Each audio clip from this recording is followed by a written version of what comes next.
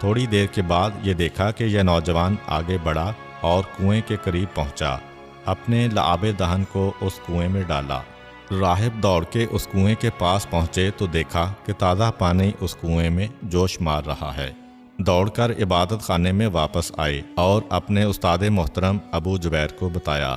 یہ سنتے ہی وہ کھڑا ہو گیا اور کہنے لگا کہ آج پروردگار نے میری دعا سن لی ہے۔ جاؤ اور جا کے سارے قافلے والوں کو کہو کہ میری طرف سے ان کی دعوت ہے۔ یہ شاگرد دعوت کا پیغام لے کر ابو جہل کے پاس پہنچے اور کہا کہ ہمارے استاد نے تمہیں بلایا ہے۔ حیران ہو کر ابو جہل اپنے ساتھیوں سے کہنے لگا کہ 20 دفعہ ہم یہاں سے گزر کر گئے ہیں، آج تک ہمیں کبھی دعوت نہیں آئی۔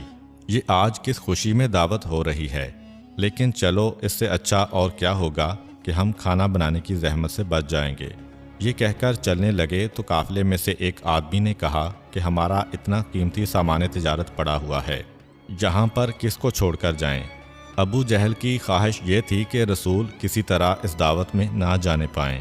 طنزیہ انداز میں کہتا ہے، گھبرانے کی کیا بات ہے، ہمارے پاس امین موجود ہے، امین کو چھوڑ جاؤ امانت کے لیے اور ہم سب کے سب چلتے ہیں۔ یہ تجویز سب کو پسند آ گئی۔ پیغمبر اسلام کے پاس آ کر درخواست کی کہ اتنا سارا سامان ہے، آپ کے علاوہ اور کسی پہ بھروسہ نہیں ہے۔ پیغمبر وہاں پر بیٹھ گئے اور یہ سب کے سب دعوت میں پہنچے۔ جب یہ لوگ بیٹھ چکے تو وہ استاد ایک مرتبہ اپنی جگہ سے کھڑا ہوا اور ایک ایک کے قریب پہنچ کر اس کا چہرہ دیکھنے لگا۔ کیونکہ نظر بہت کمزور ہے، بالکل قریب آتا ہے تو نظر آتا ہے۔ سب کو دیکھ لیا اور گھبراہٹ کے عالم میں ایک کونے میں جا کر کھڑا ہو گیا۔